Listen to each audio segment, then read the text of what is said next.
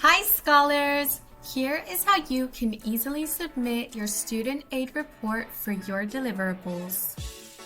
Before we begin, it is important to note that only students who submit a FAFSA application need to submit this document.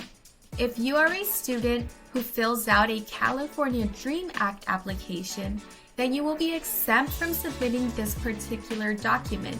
Instead, you'll need to submit a report for your California Dream Act application. For more details, please refer to your deliverables checklist. Now, let's get started. First, visit the Federal Student Aid website.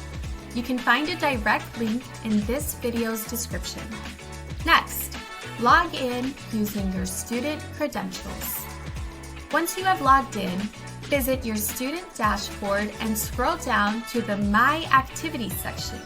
You'll need to select your most recently processed form. Ensure that the listed year matches the requested year. Next, scroll down and visit the FAFSA Submission Summary section. In order to save the entire summary, click Print FAFSA Submission Summary at the top right corner and download the full document as a PDF.